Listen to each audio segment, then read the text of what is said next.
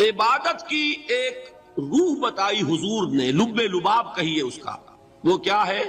دعا۔ الدعاء مخ العبادہ، الدعاء هو العبادہ۔ حضور کی یہ دو احادیث بہت سادہ، بہت مختصر۔ دعا ہی عبادت کا جوہر ہے۔ مخ کہتے ہیں ہڈی کے اندر جو گودا ہوتا ہے وہ مخ ہے۔ گودا جو ہے عبادت کا وہ کیا ہے؟ دعا۔ توحید فی الدعا کیا ہے؟ صرف اللہ کو پکارا جائے، اور شرک فی الدعا، جس کو بھی پکاریں گے آپ مدد کے لیے اس کو آپ نے معبود بنایا ہے۔ کسے باشا یہ مسئلہ سمجھ لیجئے، لا تدعو مع اللہ احدا، اللہ کے ساتھ کسی کو مت مانگو۔ حضور نے فرمایا کہ جوتی کا تسمہ بھی مانگنا ہو تو اللہ سے مانگو۔ اللہ نے تو دروازہ کھولا ہوا ہے، جو چاہو مانگو، کسی اور سے مت مانگو۔ دیکھیے ایک علمی مسئلے اور ہوتے ہیں، یہ جو روحانیات کا معاملہ ہے، عالم ارواح میں کیا صورت ہے، ارواح صرف کہیں اللہ کے پاس کسی کولڈ سٹوریج میں ہے یا اس کا اس دنیا سے بھی کوئی تعلق ہے، یہ علمی مسائل ہیں۔ فرض کیجئے اس وقت کوئی ارواح یہاں موجود ہو، فرض کیجئے، میں اس کا انکار نہیں کروں گا، ہو سکتا ہے کہ ہو سکتا ہے کوئی روحانیت والا شخص بتا بھی دے کہ ہاں فلاں کی روح موجود ہے، ہوگی بھائی، اسے نظر آتی ہوگی، ٹھیک ہے۔ یہ بھی ہو سکتا ہے کہ کوئی شیطان جن ہو اور وہ دھوکہ دے رہا ہو کہ میں فلاں کی روح ہوں، ہو سکتا ہے کہ نہیں؟ لیکن یہ بھی ہو سکتا ہے، وہ بھی ہو سکتا ہے، مجھے اس سے بحث نہیں۔ مجھے جس سے بحث ہے وہ یہ ہے کہ مجھے پکارنے کی اجازت نہیں ہے۔ ہوا کرے کسی کی روح موجود ہوا کرے، مجھے میرے رب کی اجازت نہیں ہے کہ میں اسے پکاروں۔ مدد مانگوں گا اللہ سے، دعا کروں گا اللہ سے، استغاثہ کروں گا اللہ سے، تکلیف کے لیے دہائی دوں گا اللہ کی۔ اب اللہ جس سے چاہے کروا دے، کسی روح کو بھیج دے، کسی فرشتے کو بھیج دے، مجھے کیا ہے؟ مجھے آم کھانے ہیں، پیڑ نہیں گننے۔ فلاں روح نے آگے کام کر دیا، کرے بھائی، میرا کام بننا چاہیے۔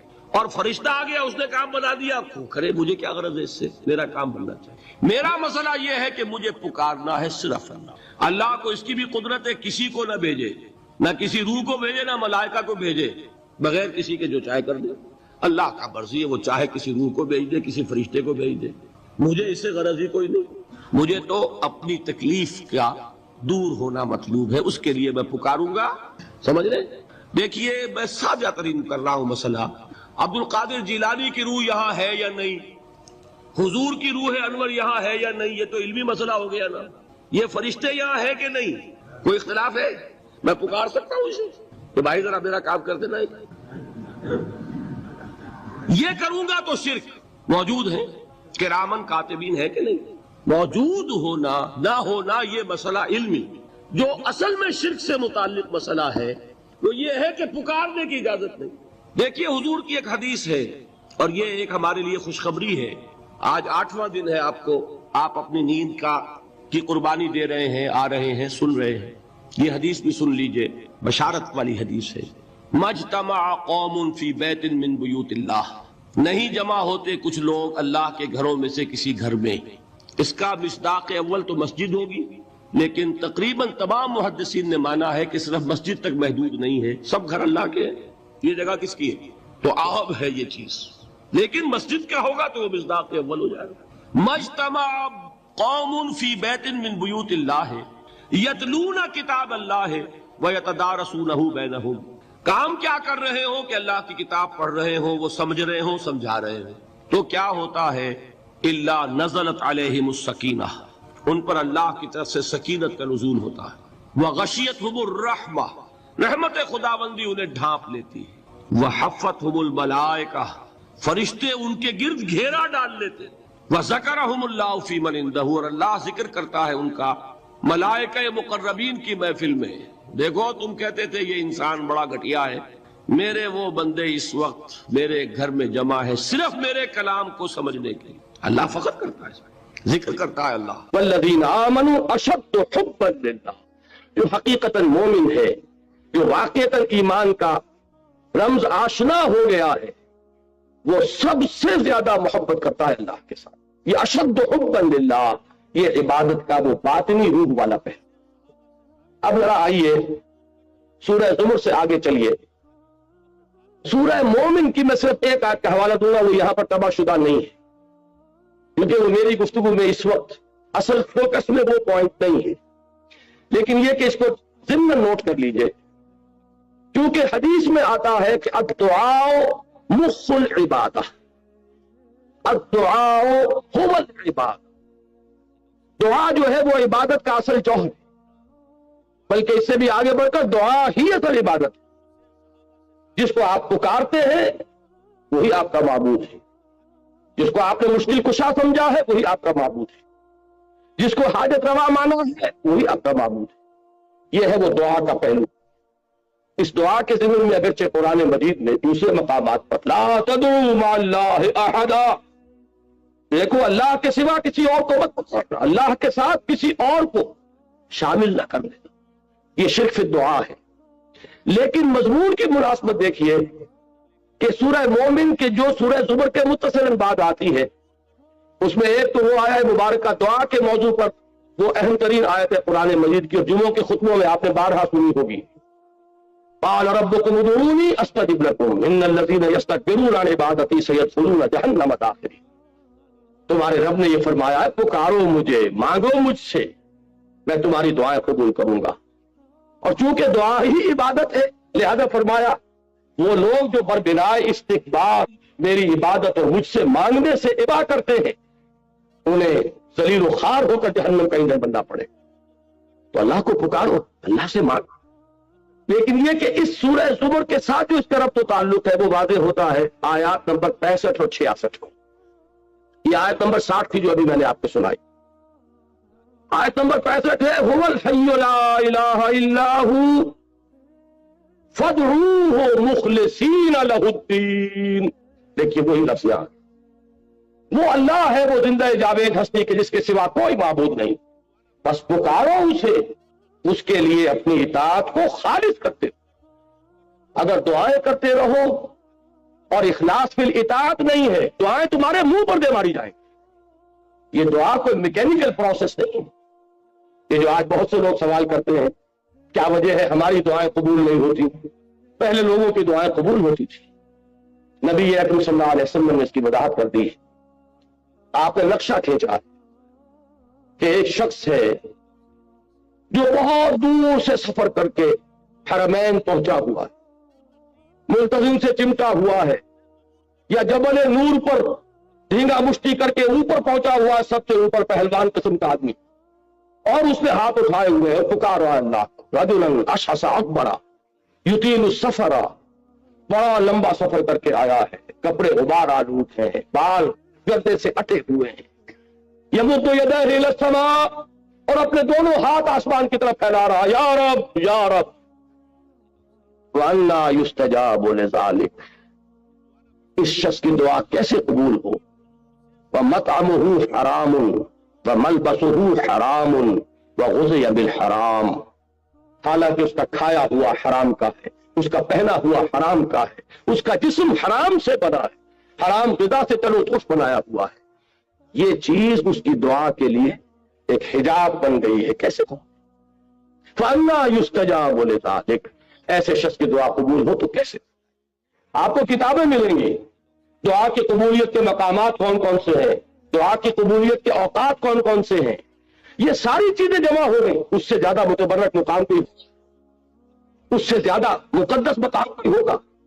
وہاں پر پہنچ کر بھی انسان دعائیں مانگ رہا، دعا اس کے منہ پر دے ماری جاتی۔ کیوں؟ کہ مخلصین لہ الدین، یہ شان ہے، یہ نہیں ہے تو دعا نہیں۔ ہاں یہ بات ذہن میں رکھیے کہ در توبہ جو ہے وہ واہ ہے، کھلا۔ آج توبہ کرے، وہی اٹھ کر توبہ کرے، پختہ عزم کرے کہ پروردگار آج سے اخلاص فی الدین کے ساتھ تیری بندگی کروں گا، جو کچھ ہو چکا ہے اس کو معاف فرما دے، آئندہ کے لیے ایک عزم مسلم کرتا ہوں، تو توبہ کا دروازہ کھلا ہے۔ ما لم یغرغر، جب تک کہ موت کے آثار شروع نہ ہو جائے توبہ کا دروازہ کھلا ہے۔ بازا ہر چہ ہستی بازا، کر کافر و گور و بت پرستی بازا، این درگاہ ماں درگاہ نومیدی نہیں، 100 بار اگر توبہ شکستی بازا، توبہ کا دروازہ کھلا ہوا ہے، لیکن عزم مسلم کرو گے تو ابھی دعا قبول ہوگی۔ یہی سورہ بقرہ میں آیا ہے رمضان کے ذکر کے بعد، وَإِذَا سَأَلَكَ عِبَادِي عَنِّي فَإِنِّي قَرِيبٌ أُجِيبُ دَعْوَةَ الدَّاعِ إِذَا دَعَانِ فَلْيَسْتَجِيبُوا لِي وَلْيُؤْمِنُوا بِي لَعَلَّهُمْ يَرْشُدُونَ۔ میں کہا کرتا ہوں کہ یہ ون وے ٹریفک نہیں چل سکتا کہ تم ہم سے منوائے جاؤ، ہماری بھی تو مانو، جو ہم کہہ رہے ہیں اسے بھی تو سنو، ہماری پکار پر بھی تو لبیک کہو. یہ تو دو طرفی معاملہ ہے. فاذکرونی اذکرکم، تم مجھے یاد رکھو میں تمہیں یاد رکھوں. ان تنصر اللہ ینصرکم، اگر تم اللہ کی مدد کرو گے اللہ تمہاری مدد کرے. حدیث میں آتا ہے کہ میرا بندہ میری طرف چل کر آتا ہے تو میں دوڑ کر، وہ بارش بھر آتا ہے میں ہاتھ بھر آتا، وہ مجھے اگر اپنے دل میں یاد کرتا ہے میں بھی اسے اپنے جی میں یاد کرتا. وہ میرا ذکر اگر کسی محفل میں کرتا ہے میں اس سے بہت اعلیٰ محفل میں اس کا ذکر کرتا. یہ دو طرفہ معاملہ ہوگا. لہذا مجھ سے منوانا ہے تو میری مانو. فَلْيَسْتَجِيبُوا لِي وَلْيُؤْمِنُوا. اب اسی دعا کے مادے سے ایک لفظ اور بنتا ہے دعوت. دیکھیے انفرادیت سے اب میں اجتماعیت کی طرف جا رہا ہوں. انفرادیت سے اجتماعیت کا جو پل ہے وہ دعوت ہے. ایک اللہ کا بندہ جس نے انفرادی سطح پر اس توحید کے عملی تقاضے کو اپنی زندگی میں پورا کر لیا وہ بندہ رب بن گیا. وہ انشراح صدر سے کہہ سکتا ہے کہ انی عبد اللہ، میں اللہ کا بندہ. اب وہ کیا کرے گا؟ اب اسی کی دعوت دے گا. اس لیے کہ ایک فرد سے چراغ روشن ہوگا، دیے سے دیا جلے گا. یہ بات تم نے اگر اپنی زندگی میں اختیار کی ہے اس کو عام کرو. جس سے تم محبت کر رہے ہو اس کی محبت کی جوت جگاؤ دوسروں کے دلوں میں. جس کی اطاعت کو تم نے اپنے اوپر لازم کیا ہے اسی کی اطاعت کی طرف لوگوں کو بھی دعوت دو کہ اس کے سامنے جھکیں. یہ ہے مرکزی آیت سورہ حامیم السجدہ کی. وَمَنْ أَحْسَنُ قَوْلًا مِّمَّنْ دَعَا إِلَى اللَّهِ وَعَمِلَ صَالِحًا وَقَالَ إِنَّنِي مِنَ الْمُسْلِمِينَ.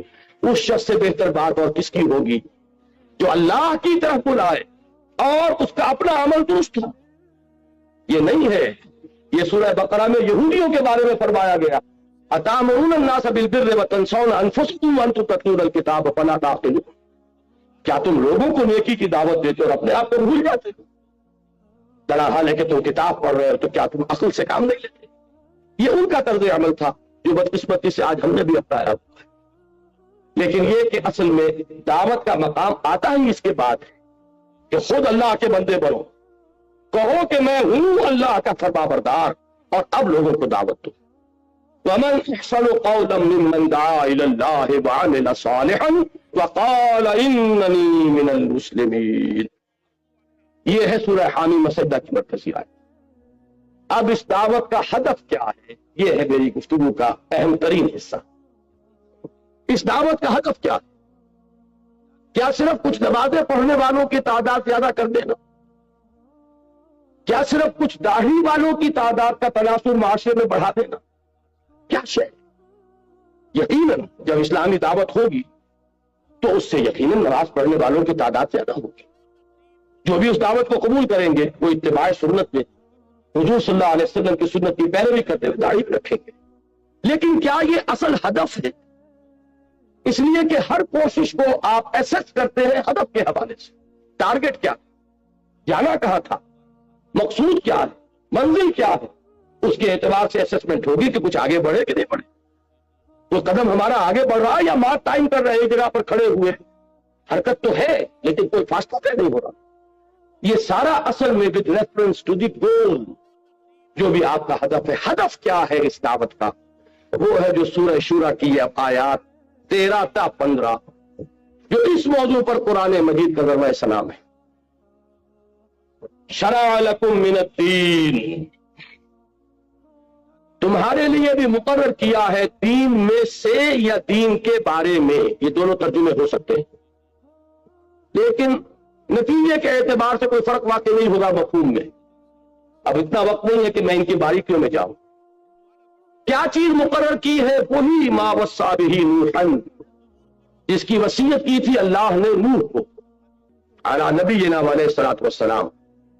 والذی اوحینا الیک، اور جو اے محمد ہم نے وحی کی ہے آپ کی جانب صلی اللہ علیہ وسلم.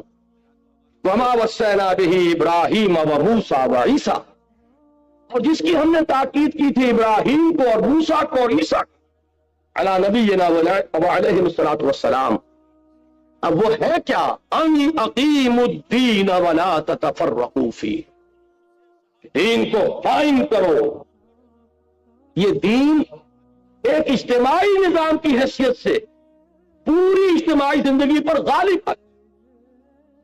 اس لیے کہ انسان آپ کو معلوم ہے گریگوریس اینیمل ہے، متمدن حیوان ہے، مل جل کر رہتا ہے، تمدن میں بڑے ارتقائی مراحل طے کیے ہیں۔ کبھی انسان غاروں میں رہتا تھا تو کوئی اجتماعیت تھی ہی نہیں، انفرادیت ہی انفرادیت تھی۔ اس سے آگے قبیلے کا نظام بنا تو کچھ نہ کچھ اجتماعیت آئی، اور دیکھیں نوٹ کریے جیسے جیسے اجتماعیت آئے گی انفرادیت کا دائرہ تنگ ہو جائے گا۔ آپ فلاں قبیلے کے ہیں، یہ اس کی رسم ہے، یہ اس کی ریت ہے، یہ اس کی روایت ہے، یہ اس کا شیخ ہے، اس کا کہنا ماننا پڑے گا، چاہے کسی جوان کا خون کھول رہا ہو، لیکن یہ کہ قبیلے کی روایت ہے، قبیلے کا نظم ہے، قبیلے کی قانون ہے، آپ کو پابندی کرنی پڑے گی۔ جہاں بھی نظام کی طرف پہلا قدم آیا ہے انفرادیت کا دائرہ سپرنا شروع۔ اب بعض شہر تو ایسے تھے جو ایک ہی قبیلہ ان میں آباد تھا، اس سے اگلا سٹیپ جو انسان نے لیا ہے اجتماعیت کی طرف، چند قبیلوں نے مل جل کر ایک شہر میں رہنا شروع کیا۔ اس سے وہ چیز وجود میں آئی جسے آپ شہری ریاست کہتے ہیں، سٹی اسٹیٹ۔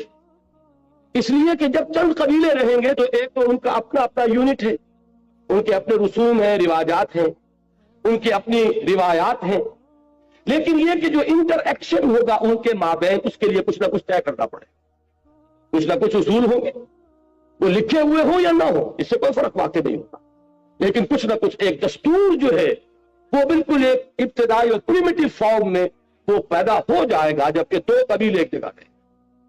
میں مثال دے دوں آپ کو، حضور صلی اللہ علیہ وسلم کی سیرت میں ہمیں یہ دونوں چیزیں بیک وقت نظر آتی ہیں، اس لیے کہ مکہ ایک قبیلے کا شہر تھا، وہاں صرف قرشی رہ سکتا تھا، یا قرشی یا قرشی کا غلام یا قرشی کا حلیف، کسی کی امان میں آپ آ گئے تو آپ رہ سکتے، تیسرا چوتھا کوئی کسی کیٹیگری کا آدمی وہاں نہیں رہ سکتا۔